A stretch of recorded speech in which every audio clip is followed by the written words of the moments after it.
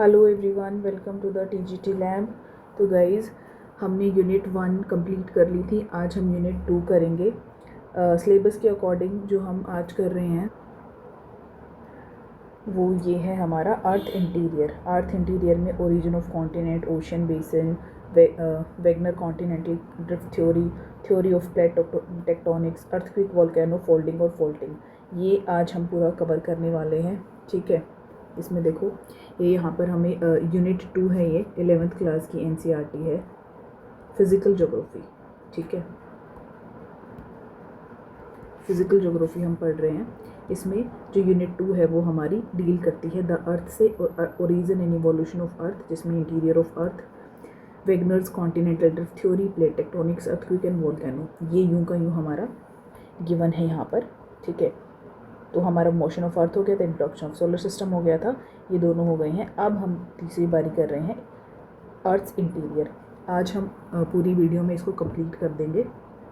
जो हमारा second chapter है उसको हम शुरू कर रहे हैं हम। इस पूरे चैप्टर में हमें बताया हुआ है कि अर्थ का ओरिजिन इवोल्यूशन कैसे हुआ, तो वही हम डिस्कस करेंगे। कुछ थ्योरीज़ हैं जो डिफरेंट साइंटिस्ट ने दी थी, तो हम दो कैटेगरी में डिवाइड कर लेंगे। एक है अर्ली थ्योरीज़ और दूसरी जो है वो हमारी मॉडर्न थ्योरीज़ हैं।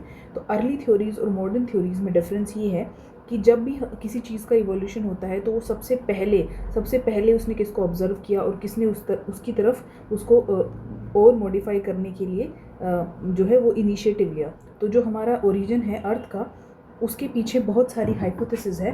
हाइपोथेसिस का एक मतलब होता है कि परिकल्पनाएं हैं जो जैसे जो डिफरेंट फिलोसफर्स हैं और साइंटिस्ट हैं, उन्होंने अर्थ के रिगार्डिंग दी, अर्थ के ओरिजिन के रिगार्डिंग दी है। ठीक है, तो उसमें जो हमारी अर्ली थ्योरीज़ हैं उसमें एक जो हमारे फिलोसफर थे उनका नाम है इमैनुएल कांत। ये बहुत इम्पॉर्टेंट है। इन्होंने नेबुलर हाइपोथेसिस जो है वो दिया था। इमैनुएल कांत ने के जो ये हाइपोथेसिस है, इसको जो रिवाइज़ किया था ना, वो लेब्स ने रिवाइज़ किया था। तो ये भी बात याद रखनी है, और इन्होंने किया था 1796 में इसको रिवाइज़। ठीक है, तो हम आज अर्ली और मॉडर्न थ्योरीज जिसने दी थी उनको पढ़ेंगे, और कैसे बिग बैंग थ्योरी दी और उसको स्टार फॉर्मेशन कैसे हुआ, प्लैनेट्स फॉर्मेशन कैसे हुआ, इवोल्यूशन ऑफ अर्थ कैसे हुआ, एटमॉस्फेयर और हाइड्रोस्फेयर का इवोल्यूशन कैसे हुआ, लिथोस्फेयर का।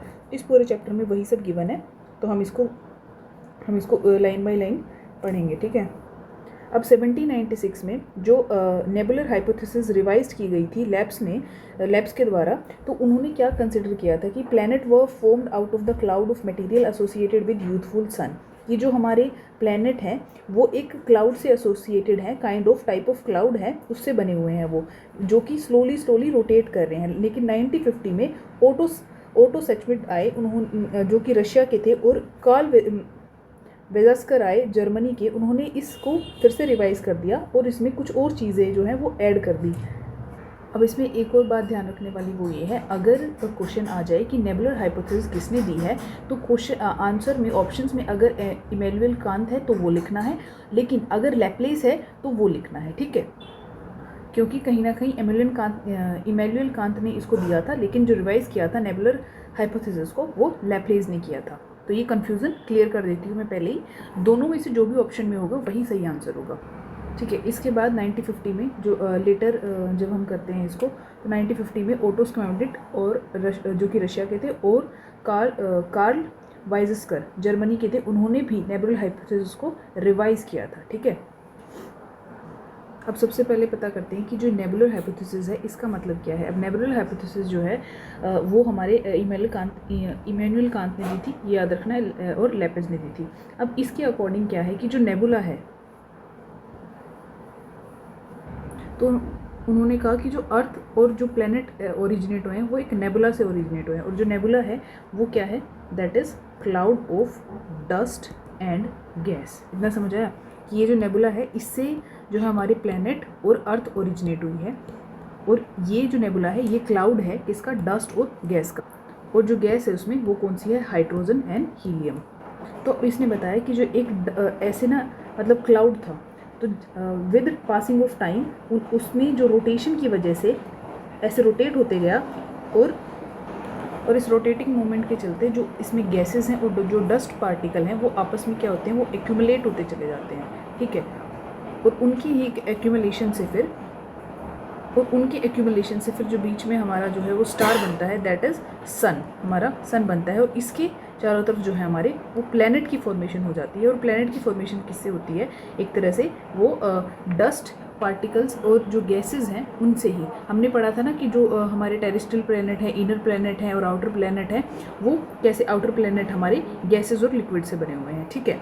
तो नेबुलर हाइपोथेसिस इस बेसिस पर ऐसे मतलब इस तरीके से उन्होंने नेबुलर हाइपोथेसिस को दिया। और एक और बात ये कि जो यहाँ पर सन बनता है, इसकी भी जो ग्रेविटेशन फोर्स है, उसकी ग्रेविटेशन फोर्स की वजह से ये इसके चारों तरफ घूमते रहते हैं, ठीक है।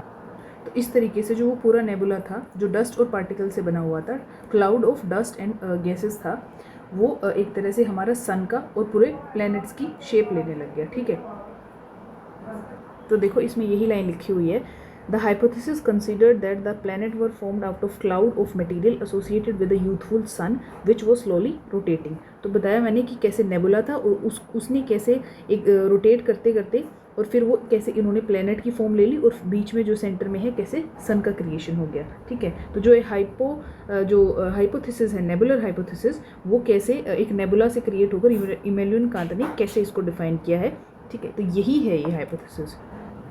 अब है they consider that the sun was surrounded by solar nebula containing most of the hydrogen, अभी बताया हाइड्रोजन और हीलियम गैसेज है, along with what may be termed as dust, and the friction of the collision of particle led to the formation of disc shaped cloud, and the planets were formed through the process of accretion. However, scientists in later period took the problems of origin of universe rather than that of just the earth or the planet। ये जो हमारी अभी की ये early theories थी, लेकिन जो modern theories आई वो इससे पूरी डिफरेंट थी, लेकिन हाँ कहीं ना कहीं रेफरेंस इन्हीं से लिया गया था। अब origin of universe modern theories के अकॉर्डिंग क्या है कि the most popular argument regarding the origin of the universe is big bang theory. हमें भी बहुत मोस्ट इंपॉर्टेंट है। It is also called expanding universe hypothesis. उसको कैसे बोलते हैं, क्यों बोलते हैं, इसके बारे में तुम्हें डिफाइन करूंगी। एडविन हबल ने दी थी इन 1920, provide evidence that the universe is expanding. तो बिल्कुल सिंपल वर्ड्स में मैं बताऊं तो बिग बैंग थ्योरी जो है वो क्या बताती है कि एक बहुत यहाँ जैसे मान लो ये एक पॉइंट है और इससे एक बहुत बड़ा धमाका हुआ और उस धमाके की वजह से हमारे जो यूनिवर्स है उसका ओरिजिन हो गया, ठीक है। हमारी यूनिवर्स ओरिजिनेट हो गया। तो जितनी भी जो मॉडर्न थ्योरीज़ हैं और जो यूनिवर्स के ओरिजिन को एक्सप्लेन करती है, उनमें से जो सबसे ज़्यादा एक्सेप्टेबल थ्योरी है वो बिग बैंग थ्योरी ही है, ठीक है। तो अब इसमें जो है इसको एक्सपेंडिंग यूनिवर्स हाइपोथेसिस भी बोला गया है। एक्सपेंडिंग यूनिवर्स का मतलब जो है कि जो यूनिवर्स है वो एक्सपेंड हो रहा है, मतलब एक बॉल से ओरिजिनेट होके वो ऐसे एक्सपेंड हो गया। तो देखो इसमें फोटो में भी दिखा रखा है, जैसे ये बॉल थी, इससे जब ओरिजिनेट हुआ तो ये ऐसे एक्सपेंड हो गया। तो जो इनकी जो इसमें फिर डिफरेंट गैलेक्सीज बन गई, तो इनकी जो बीच का डिस्टेंस है वो इंक्रीज़ होता चला गया। तो क्या हो रहा है, ये हमारा यूनिवर्स जो है वो एक्सपेंड हो रहा है, ठीक है। जैसे अगर इसमें एक बैलून का एग्जांपल जो है इसमें दिया हुआ है, यहाँ पे देखोगे तो आप एक बैलून का एग्जांपल दिया हुआ है। The point marked on the balloon will appear to be moving away from each other as the balloon expand. अगर बैलून को जब उसमें हवा भरोगे तो छोटे बैलून में अगर तुम पॉइंट यहाँ लगाओगे तो जब वो बड़ा हो जाएगा तो वो पॉइंट दूर हो जाएंगे। तो ठीक ऐसे ही ये जो एक्सपेंडिंग यूनिवर्स हाइपोथेसिस है इसमें बता रखा है कि कैसे हमारा यूनिवर्स जो है वो एक्सपेंड हो रहा है, ठीक है। इस पूरे में यही बता रखा है। अब the big bang theory considered the following stages in the development of the universe. सबसे पहले क्या था कि all matter forming the universe existing in the one place in the form of a tiny ball, ठीक है, singular atom था। अब जैसे जैसे किसी एक पॉइंट ऑफ टाइम पे तो जैसे जैसे इसकी फॉर्मेशन हुई तो क्या हुआ कि ये बहुत ही अनइमेजिनेबली इसकी स्मॉल वॉल्यूम थी और इनफाइनाइट टेम्परेचर और इनफाइनाइट डेंसिटी थी। लेकिन जो बिग बैंग थ्योरी है, जो टाइनी बॉल जो थी वो क्या होगी, वो एक्सप्लोड हो गई violently, and this led to the huge expansion. जैसे इसमें बताया मैंने कि वो जो टाइनी बॉल थी वो कैसे एक्सप्लोड हो गई और एक्सप्लोड होने से उसके हमारा जो यूनिवर्स है उसका वो ओरिजिनेट हो गया। तो it is now generally accepted that the event of the big bang took place in the 13.7 billion year ago before the present. 13.7 billion year ago, आज से इतने साल पहले इस जो बॉल जो है वो एक्सप्लोड हुई थी वो 13.7 बिलियन ईयर अगो हुई थी आज से, ठीक है। The expansion of the continuous even to the present day. जो एक्सपेंशन है, जो बैलून का एग्जांपल दिया था उसमें अभी भी हवा भरी जा रही है, मतलब कि वो अभी भी एक्सपेंड हो रहा है। जो उसकी डॉटेड मैंने एग्जांपल दिया था वो यही बता रहा है कि जो यूनिवर्स है वो अब भी आज की डेट में भी वो एक्सपेंड हो रहा है। At it grow some energy was converted into matter. और जैसे जैसे ये ग्रो हो रहा है तो जो एनर्जी है वो कन्वर्ट हो रही है मैटर में। There was a particular rapid expansion within the friction of the second after the bang. जब वो एक्सप्लोड हुआ तो एक्सप्लोजन के बाद जो टाइनी बॉल एक्सप्लोड हुई उसके कुछ ही टाइम के बाद, जैसे आफ्टर अ सेकेंड, जो पर्टिकुलर रैप हो गया, मतलब जो फ्रिक्शन, मतलब फ्रैक्शंस ऑफ सेकंड में बहुत रैपिड एक्सपेंशन हो गया था। और वो एक्सपेंशन उसके बाद, मतलब कुछ सेकंड्स के बाद वो स्लो डाउन हो गया। तो कुछ जो within first 3 minute from the big bang event the first atom began to form. 3 minute के अंदर ही, फर्स्ट 3 मिनट में ही जो फर्स्ट एटम था उसकी फॉर्मेशन हो गई थी। तो उस बॉल के अंदर सब कुछ था। जो भी आज आप एक्सपेंशन देख रहे हो, टाइम देख रहे हो, एनर्जी देख रहे हो, फॉर्मेशन देख रहे हो, एटम देख रहे हो, वो सब कुछ उसके अंदर था, ठीक है। उसके एक्सप्लोजन से इन सब चीज़ों का फॉर्मेशन हुआ। जो नेक्स्ट है, within 3 lakh years from the big bang temperature drop to 4050 kelvin and gave rise to atomic matter and the universe become transparent. अब इसका मतलब ये है कि जब 3 लाख साल के बाद क्या हुआ, जो बिग बैंग का टेम्परेचर था वो ड्रॉप डाउन हो गया। अब जैसे एग्जांपल ले लेते हैं, मान लो हमने खिचड़ी बनाई है, तो अगर खिचड़ी को हम प्लेट में परोस देंगे और उसको ऐसे फैला देंगे तो उसकी फैलने से क्या होगा, उसका टेम्परेचर कम हो जाएगा, ठीक है। तो इसी तरीके से जैसे जैसे वो एक्सपैंड हो रहा है यूनिवर्स, तो वैसे वैसे उसका टेम्परेचर जो है वो ड्रॉप डाउन हो रहा है। टेम्परेचर ड्रॉप डाउन की वजह से जो एटॉमिक मैटर था वो कंडेंस हो रहा है, ठीक है। और कंडेंस हो गए, जो एटम्स थे वो कंडेंस हो गए, एटॉमिक मैटर बना रहे हैं और उसका फिर राइज हो रहा है एक तरह से, ठीक है। इसमें यही बता रखा था, expansion of the universe means increase in space between the Galaxy.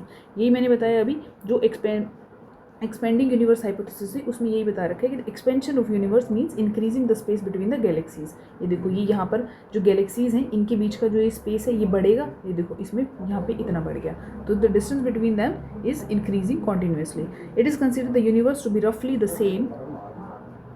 roughly the same at any point of the time, however, with greater evidence becoming available about the expanding universe. Scientific community at present favors argument of expanding universe. तो जो अभी जो modern theories हैं वो किसको मानती हैं, जो मॉडर्न थ्योरीज हैं हमारी वो मानती हैं नेबुलर इसको, जो ये हमारा बिग बैंग थ्योरी है, ठीक है।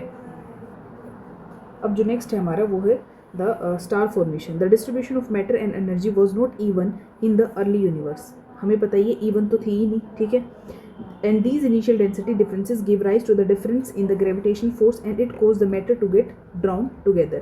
Gravitational force की वजह से जो मैटर है उसको एक स्पेस मिल गया, क्योंकि जैसे जैसे ग्रेविटेशन फोर्स बढ़ी तो वैसे वैसे उसकी डेंसिटी भी बढ़ गई। तो जो डेंसिटी है वो डायरेक्टली प्रोपोर्शनल है हमारे ग्रेविटेशनल फोर्स के, ठीक है। And these form the basis of the development of galaxy. A galaxy contain a large number of star. Galaxy spread over vast distance that are measured in the 1000 of light year. अभी मैंने बताया था कि जो different galaxies हैं उनके बीच का जो डिस्टेंस है वो आज भी इंक्रीज़ हो रहा है, आज भी वो एक्सपेंड हो रही है, हमारा यूनिवर्स एक्सपेंड हो रहा है, जिसकी वजह से जो हमारी गैलेक्सीज हैं वो क्या हो रही है, बीच का जो उनका डिस्टेंस है वो बढ़ रहा है, ठीक है। अब जो वो जो डिस्टेंस है उसको कैसे मेज़र करेंगे, उसको मेज़र करेंगे हम लाइट ईयर में। अब लाइट ईयर में मेज़र करने के लिए ये यहाँ पे एग्जांपल डिफाइन कर रखा है। A light year is a measure of distance and not a time.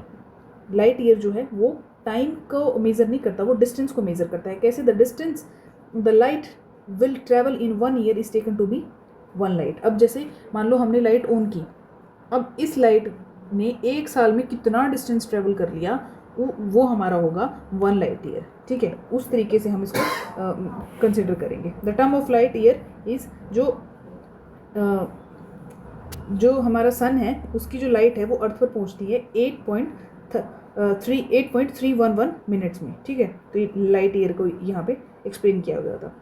A galaxy started to form by accumulation of hydrogen gas in the form of very large cloud called nebula. ये मैंने तुम्हें बता ही दिया अभी nebula क्या था, ठीक है। Eventually growing nebula develops localized clumps of gases and these clumps continue to grow into even denser gaseous bodies giving rise to the formation of star. And the formation of star is believed to have taken place some 5 to 6 billion years ago. अब जो इस paragraph में दे रखा है वो ये है, पहले लाइन है, a galaxy start to form by accumulation of hydrogen gas in the form of a very large cloud called nebula. तो मैंने आपको बताया कि अलग अलग जो एक्सप्लोजन हो गया था उसके बाद मैटर निकल के आया, और जो मैटर था उसकी डेंसिटी अलग थी, तो सब ने अपना अलग अलग ग्रेविटेशन पुल बनाया और ग्रेविटेशनल पुल बनाने से सब अपने अलग अलग आपस में एक्यूमुलेट हो गए, ठीक है। तो जब ये मैटर किससे बनाया हमारा, गैसेस से, क्लाउड ऑफ डस्ट है ये। तो जब ये पास आने शुरू हो गए तो इनसे क्या होगा, ये एक्यूमुलेट हो गए और इनके एक्यूमुलेशन से इसके अंदर जो है वो एक्सप्लोजन शुरू हो गया। तो इसी तरह से जो एक्यूमुलेशन हुआ इनका, उनकी वजह से जो इसके अंदर भी गैसेस मिलेंगी और इनकी अंदर भी जो एनर्जी होगी। अब जो हमारा सन है वो तो हमारे काफ़ी नज़दीक है, लेकिन सन से हमें नहीं पता कि कितने लाखों करोड़ों किलोमीटर दूर जो हमारे स्टार्स हैं। हो सकता है कि जो स्टार्स हैं वो सन से बहुत बड़े भी हों, उनमें बहुत ज़्यादा एनर्जी भी हो, लेकिन हमसे वो इतनी दूर है कि उनकी जो हीट है वो हम तक नहीं पहुँच पा रही है। ठीक है, तो हम उसको कंसिडर कर सकते हैं कि वो एक हॉट बर्निंग स्टार है। तो इसमें वही बता रखा है कि growing nebula develop localised clumps of gases and these clumps contain to grow into even denser gaseous bodies giving rise to the formation of star. तो इसी तरीके से हमारी स्टार की फॉर्मेशन हुआ। ठीक है, अब हम समझते हैं कि प्लैनेट का फॉर्मेशन कैसे हुआ। इसमें एक लाइन और ऐड कर लेना, that is volume and mass of the sun is very high as compare to earth, but density जो है उसकी लो है। ठीक है, वॉल्यूम और मास जो है सन का वो बहुत हाई है अर्थ की कंपैरिजन में, लेकिन डेंसिटी उसकी लो है। तो अब हम पढ़ रहे हैं फॉर्मेशन ऑफ प्लैनेट। तो अब इस पर स्टेजेस दे रखी हैं कि हमारा जो प्लैनेट है वो कैसे फॉर्म हुए। हमें अभी पढ़ा था कि जो स्टार्स हैं वो कैसे फॉर्म हुए। Star are localised lumps of gases within a nebula and the gravitational force within the lumps lead to the formation of the core of to the gas cloud and a huge rotating disk of gas and dust develop around the gas core। तो जो अभी हमने पढ़ा था कि nebula था, उसमें क्या था, डस्ट थे और गैसेस थे। तो उनमें जो डस्ट और गैसेस थे, जो उनमें जो कुछ गैसेस थी वो क्या हो गई, वो कंप्रेस होती चली गई और कंप्रेस हो गई, उन्होंने किस चीज़ की फॉर्मेशन ले ली, स्टार की फॉर्मेशन ले ली। इतना समझ आ गया था? जो हमने पीछे बताया था उसका मैं क्रक्स बता रही हूँ। तो ये इसमें इसकी लाइन का मतलब यही है कि जो नेबुला में लोकलाइज लंप ऑफ गैसेस थे वो क्या थे, वही हमारे स्टार। अब देखो एक एग्जांपल लेते हैं, मान लो ये पूरा नेबुला है, इसके अंदर कुछ गैसेस जो हैं वो अट्रैक्ट होती हैं। ठीक है, जो हमारा मैटर है वो अट्रैक्ट होता है ग्रेविटेशन पुल के कारण, और वो हमारे क्या बना देता है, लोकलाइज्ड लंप ऑफ गैस बना लेता है बीच में। और अब क्या होता है कि ग्रेविटेशनल पुल के कारण उस स्टार के अंदर भी एक कोर फॉर्मेशन होता है, तो उसमें जो डेंसिटी और जो प्रेशर है वो बहुत ज़्यादा है। तो ठीक ऐसे ही जो सन है ना, उसमें भी सन का कोर कोई सॉलिड नहीं है, सन के कोर में भी जो डेंसिटी और जो टेम्परेचर है वो बहुत हाई है। अब जो इस स्टार की कोर बन गई थी उससे क्या हुआ, जो ग्रेविटेशन पुल है वो और ज़्यादा बढ़ गया इसमें। तो अब जो हमारा फर्स्ट स्टेप है उसमें क्या बन गई, कोर फॉर्मेशन हो गया इसका। ठीक है, अब हम सेकंड स्टेप और थर्ड स्टेप में भी इसके आगे देखेंगे प्लैनेट फॉर्मेशन कैसे होता है। तो अब ये जो कोर बन गया इसका खुद का भी एक ग्रेविटेशन पुल होगा। अब इस ग्रेविटेशन पुल की वजह से जो आसपास के स्ट्रक्चर्स हैं वो क्या बनाने, इसके अट्रैक्शन में आके एक डिस्क जैसा स्ट्रक्चर बना लेंगे इसके आसपास। समझ आई ये? ठीक है, ये कोर था। अब जो इसका ग्रेविटेशन फील्ड है उसकी वजह से एक डिस्क लाइक स्ट्रक्चर बन जाएगा आसपास के जो भी मैटर्स हैं। और अब ये जो डिस्क लाइक स्ट्रक्चर बन गया उसमें ग्रेविटेशनल पुल के कारण जो छोटे छोटे हमें ना वो देखने को मिलेंगे, जो छोटे छोटे मैटर हैं वो एक साथ आना शुरू हो जाएंगे। तो अब ये छोटे छोटे आ गए। अब इन छोटे छोटे मैटर्स के आने से भी इनके पास भी जो इनकी ग्रेविटेशन पुल थी उससे और ज़्यादा और जो है वो जुड़ते चले गए। समझ आई? एक तो पहले कोर बना, अब कोर की वजह से डिस्क बन गया, अब डिस्क के पास भी जो ग्रेविटेशन पुल की वजह से जो आए मैटर जो चिपक गए इसको आके, मतलब जिसकी ग्रेविटेशन पुल की वजह से जो आने लगे, तो इन्होंने भी अपना एक अलग से कोर फॉर्म। और जो ये दूसरे मैटर जो भी बने ना, जो दूसरे मैटर जिनसे आके इनमें कोलाइड होके बन गए, तो उनसे क्या हुआ, एक प्लैनेटिज्म का फॉर्मेशन हुआ, मतलब कि हमारे प्लैनेट का फॉर्मेशन हुआ। आप समझ आइए ये सारी चीज़ें। नहीं समझ आई तो वीडियो को दोबारा से एक बार पीछे करके देख लेना। तो इसमें जो नेक्स्ट है वो ये है, in the next stage the gas cloud started getting condensed and the matter around the core developed into the small rounded object, जो मैंने अभी डिफाइन किया, small rounded object. The small rounded object by the process of cohesion developed into what is called planetism, planetesimals and the larger body start forming by collision. अब जो इससे disc like structure पे जो bodies create हुई वो भी तो एक तरह से इनके ग्रेविटेशन पुल की वजह से ही क्रिएट हुई ना, new. And the gravitation attraction causes the material to stick together, stick हो गई, एक दूसरे के आगे चिपक गई, एक कॉलिजन हो गया। And the प्लैनेटिज्म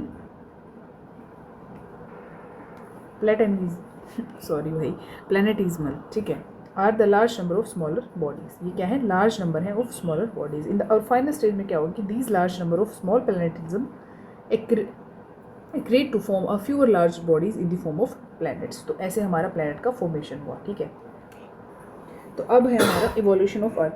do you know that the planet earth initially was a barren rocky and hot object था। ठीक है, एटमॉस्फेयर ऑफ हाइड्रोजन और हीलियम, हमने अभी पढ़ा, दो गैसेस थी, हाइड्रोजन था एंड हीलियम था। ठीक है, and this is far from the present day picture of the earth, hence there must have been some events processes which may have caused this changes from rocky, barren, hot earth to the beautiful planet with ample amount of water and conducive atmospheric favouring the existence of life. अब जो अर्थ है उसमें इन सारी changes की वजह से क्या हो गया कि एक लेयर फॉर्मेशन हो गया। अब जो लेयर फॉर्मेशन है वही हमारा जो अर्थ है उसके बारे में अभी हम पढ़ेंगे, कैसे लिथोस्फेयर बना, कैसे एटमॉस्फेयर बना और कैसे हाइड्रोस्फेयर बना, और फिर जो तीनों लेयर्स हैं हमारी क्रस्ट मेंटल कोर वो कैसे बनी उसके बारे में इसमें पढ़ेंगे। The earth has a layered structure and from the outer most and of the atmosphere to the center of the earth the material that exists is not uniform।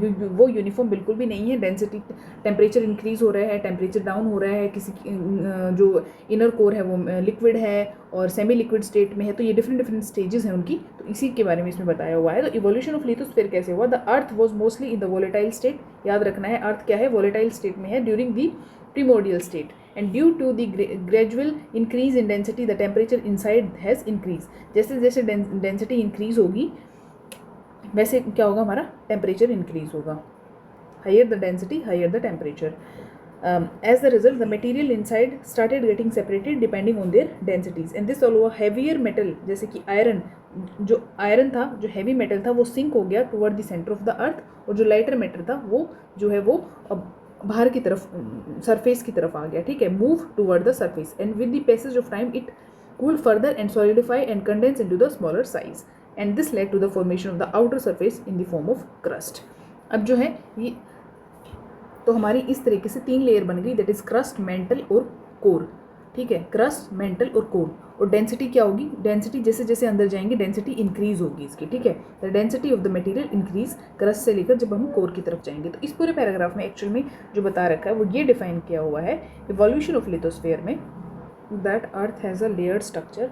और layer structure कैसा है, आउटर मोस्ट एंड से लेकर और inner most and तक इसका। ठीक है, और ये सारी जो लेयर्ड हैं ये बन के हमारा क्या बनाती हैं, अर्थ। तो अर्थ में ये इस तरीके, तो जो ये अर्थ है आज जैसे हम देख रहे हैं ये एक लेयर्ड स्ट्रक्चर। और लेयर्ड स्ट्रक्चर कैसे है, जैसे मान लो ये अर्थ है, ये यहाँ पर है हमारा कोर, ये है हमारा मेंटल और ये है हमारा क्रस्ट। ठीक है, तो क्रस्ट में ही जैसे लिथोस्फेयर आ गया, हाइड्रोस्फेयर आ गया, ये यहाँ पर ही तो आएंगे।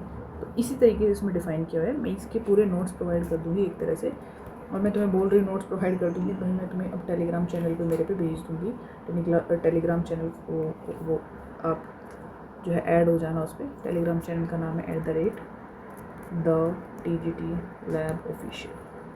ठीक है, ओके, तो तुम ऐड हो जाना, मैं तुम्हें इसके नोट्स वहाँ पे भेज दूँगी।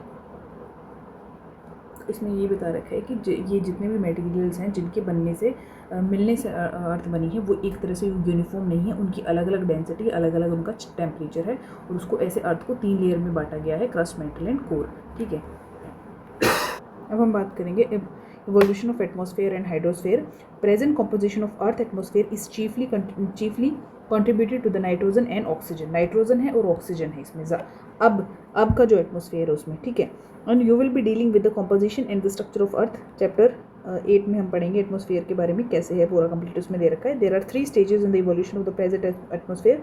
जो फर्स्ट स्टेज है उसमें क्या होता है, marked by the loss of primordial atmosphere and the second stage ये जो प्रीमोरिडियल है, ये जो पहले जो हमारा फॉर्मेशन था एटमॉस्फेयर का उसके बारे में बात कर रहा है। सेकेंड स्टेज में क्या है, the hot interior of the earth contributed to the evolution of atmosphere. जो इंटीरियर था अर्थ का उसने कैसे कंट्रीब्यूट किया इवोल्यूशन, एटमॉस्फेयर को इवॉल्व करने में, एटमॉस्फेयर के इवोल्यूशन में। ठीक है, एंड द फाइनल जो है वो है composition of the atmosphere was modified by the living world through the process of photosynthesis. ठीक है, सन की ओरिजिन की वजह से, सन की वजह से भी, जो हमारी सनलाइट है उसकी वजह से भी जो भी ये चेंजेस हुए वो हमारा जो हमारा अभी लिविंग वर्ल्ड है उसमें उसके फॉर्मेशन में कंट्रीब्यूशन करता है। नेक्स्ट इसमें इंपॉर्टेंट है ये है, during the cooling of the earth the gases and the water vapour were release from the interior solid earth and this started the evolution of the present atmosphere. ठीक है, next है degassing, जो है ये बहुत इंपॉर्टेंट है। The process through which the gases were आउटपोर्ड from the interior is called degassing. Continuous volcanic eruption contributed water vapor and gases to the atmosphere and the earth cooled water vapor release start getting condensed and the carbon dioxide in the atmosphere got dissolved in the rainwater and the temperature further decreased causing more condensation and more rains and the rainwater falling onto the surface got collected in the depressions to give rise to oceans। अब इसमें जो define कर रखा है वो basically ये बोला है इसमें तो अब हम पढ़ रहे हैं, देखो अर्थ का इवोल्यूशन। जो अर्थ जो है वो लिथोस्फेयर, एटमॉस्फेयर और हाइड्रोस्फेयर, इन तीनों चीज़ों से बनकर मिलकर बना हुआ है, ठीक है। और ये दोनों ही एक दूसरे से इंटरकनेक्टेड हैं। तो लिथोस्फेयर का हमने पढ़ा, अब पढ़ेंगे हम जो एटमॉस्फेयर और हाइड्रोस्फेयर है उसकी फॉर्मेशन, उसका इवोल्यूशन कैसे हुआ, जिससे कि जो हमारा अर्थ बना है, ठीक है। तो इसमें पूरे में वही डिफाइन है। तो इसका क्रक्स ये है, तो एटमॉस्फेयर जो है वो जो अर्थ के ऊपर बना है, जिसमें पूरी गैसेस हैं हमारा, ठीक है। और जो हमारा वातावरण बना हुआ है वो हमारा एटमॉस्फेयर है। और जो हाइड्रोस्फेयर है जो है वो एयर मासेस वाला पूरा पार्ट एटमॉस्फेयर है, और हाइड्रोस्फेयर जो पूरा पार्ट है वो हमारा जो है वाटर से रिलेटेड है। तो ये दोनों आपस में जुड़े हुए हैं, हाइड्रोस्फेयर और एटमॉस्फेयर, ठीक है। तो अब जो एटमॉस्फेयर है, जो अर्ली एटमॉस्फेयर था, जिसको हम प्राइमोर्डियल एटमॉस्फेयर बोल रहे हैं, उसमें कौन सी केसेस थी हमारी, हाइड्रोजन एंड हीलियम, हम अभी पढ़ते हुए आ रहे हैं, ठीक है। क्योंकि जो प्लैनेट्स का पहले कंपोजिशन था वो इन दोनों गैसेस से ही बने हुए थे, तो इन दोनों गैसेस से बने हुए थे, तो उनका एटमॉस्फेयर भी इन दोनों गैसेस से बना होगा, तो उसको हम बोलेंगे प्रीमोरिडियल एटमॉस्फेयर। तो अब जो अर्ली एटमॉस्फेयर था उसमें जो हाइड्रोजन और हीलियम थी, देखो the early atmosphere with the hydrogen and helium is suppose to have been stripped off as a result of the solar wind. तो जैसे जैसे सोलर विंड का एवोल्यूशन हुआ, जैसे सन था हमारा, तो उसके आसपास में जो भी प्लैनेट्स थे वो बने थे हाइड्रोजन और हीलियम से। तो हाइड्रोजन और हीलियम से जो सोलर विंड थी उनकी वजह से उनका जो एटमॉस्फेयर था वो स्ट्रिप्ड ऑफ हो गया। अब उनका एटमॉस्फेयर स्ट्रिप्ड ऑफ हो गया, तो जो हमारा अब एटमॉस्फेयर वो हाइड्रोजन और हीलियम का नहीं रहा। तो अब प्रेजेंट का जो एटमॉस्फेयर है वो कैसे बन गया, this happened not only in the case of earth but also in all the terrestrial planets and which were suppose to have lost their primordial atmosphere through the impact of solar wind. तो जो हमारा पहले वाला प्रीमोरिडियल atmosphere था वो किससे impact होकर हमारा स्ट्रिप्ड ऑफ हो गया, सोलर विंड से। ये वाली लाइन आपको याद रखनी है, ठीक है।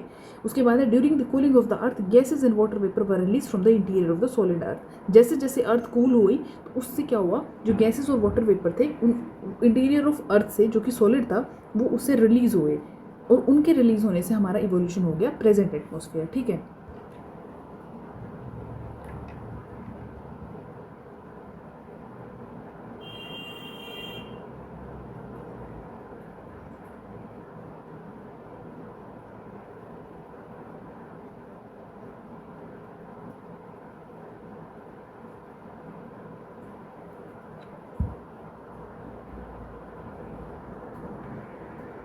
जब डीगैसिंग हुई थी उसमें क्या था, ऑक्सीजन नहीं थी। तो जो ऑक्सीजन है वो कहाँ से आई, वो यहाँ से आई। देखो इसमें पूरा डिफाइन किया हुआ है, थ्रू दी फोटोसिंथेसिस। अब वो फोटोसिंथेसिस कैसे हुआ, देखो carbon dioxide in the atmosphere got dissolve in the rain water and the temperature further decrease causing more condensation and the more rain, ठीक है। The rain water falling on to the surface got collected in the depressions and give rise to the ocean. तो इसकी वजह से carbon dioxide की वजह से जो भी फिर हमारा फोटोसिंथेसिस प्रोसेस हुआ उससे हमारी लाइफ कन्फाइंड हुई, और उससे हमारा ऑक्सीजन का कंट्रीब्यूशन जो है बढ़ गया। अब देखो life was confined to the ocean for the long time, oceans begin to have the contribution of oxygen through the process of photosynthesis and eventually oceans were saturated with oxygen, ठीक है। अब इसमें जो हमारी फिर इसी तरह से अगर ऑक्सीजन आ गई है तो फिर हमारा ओरिजिन हो गया लाइफ का। And the record of life that existed on this planet in different period is found in rocks in the form of fossils, okay. ये इंपॉर्टेंट है। ये हमारा पूरा होगा चैप्टर खत्म। आपने अगर ये पहले से पढ़ रखा है इसको पूरा पढ़ लेना, यही इसमें डिफाइन कर रखा है। अब हम आते हैं इसके क्वेश्चंस पर। तो क्वेश्चंस में है पहला question, which of the following figures represents the age of the earth. Age of the earth हमने पढ़ी थी कितनी है, 4.6 बिलियन ईयर्स। नेक्स्ट सेकंड है which one of the following is not related to the formation of the modification of the present atmosphere. Present atmosphere की modification में कौन नहीं है, ऑब्वियसली बात है डीगैसिंग है। अभी पढ़ा है हमने कि जब जो अर्थ था वो कूल डाउन हो गया, कैसे था, हॉट इंटीरियर था अर्थ का, और जब वो कूलिंग डाउन हो गया तो उससे जो गैसेस बाहर निकली उसी को हम डीगैसिंग कह रहे हैं। तो उसी से तो हुआ है हमारे एटमॉस्फेयर का फॉर्मेशन। फोटोसिंथेसिस से हुआ है, क्योंकि भाई ऑक्सीजन का जो हमारी लाइफ है जो हम जी रहे हैं वो किसकी वजह से, ऑक्सीजन। और ऑक्सीजन कैसे हुआ, ऑक्सीजन भाई हमारे एटमॉस्फेयर की वजह से ही। तो जैसे हमने कार्बन डाइऑक्साइड, फोटोसिंथेसिस, इन सब प्रोसेस की वजह से ही हुआ, तो ये भी नहीं हो सकता। डिफरेंशिएशन ये भी नहीं हो सकती, ये हमने पीछे पढ़े हुए हैं सारे। तो सोलर विंड्स जो है, सोलर विंड जो है उनका क्या था, उन्होंने स्ट्रिप्ड ऑफ कर दिया था किसको, जो हमारा प्रीमोरिडियल जो हमारा एटमॉस्फेयर था, जो हमारा पहले एटमॉस्फेयर था स्टार्टिंग में जब प्लेनेट की फॉर्मेशन हुई। तो सोलर विंड जो है हमारा वो इसका आंसर सही होगा। Life on the earth appear around how many years before the present, तो कितनी भी years ago, 3.8 million years ago, ठीक है। तो ये क्वेश्चन तुम कर लेना। आज का चैप्टर यहीं पे खत्म करते हैं। नेक्स्ट क्लास में मैं तुम्हें इंटीरियर ऑफ द अर्थ जो कि 3rd चैप्टर है वो पढ़ा दूंगी। इसके जो भी इंपॉर्टेंट है वो मैं तुम्हें बता दूँगी, ठीक है। और thank you so much for the watching this the TGT lab, ये इस ऑफिशियल, इसको तुम ज्वाइन कर लेना, ठीक है। और मेरा एक प्राइवेट ग्रुप भी है जिसमें मैं लाइव सेशन दे रही हूँ बच्चों को, तो उसको भी ज्वाइन कर लेना। उसका है इट्स द TGT लैब। इसमें मैसेज करके आप डाल देना अगर जिसको भी, जो भी सीरियस कैंडिडेट्स हैं, जो भी ग्रुप में ऐड होना चाह रहे हैं, वो इस ग्रुप को ज्वाइन करके मैसेज डाल देना कि मैम ऐड मी, ठीक है। मैं आपको उसमें ऐड कर दूँगी। Thank you so much guys for watching this video. और अपने कमेंट सेक्शन में मुझे बताना कैसी लगी आपको मैं इसके जो नोट्स हैं वो मैं प्रोवाइड करने की भी ट्राई करती हूँ आपको, जितनी जल्दी हो सकता है, ठीक है। Thank you so much guys.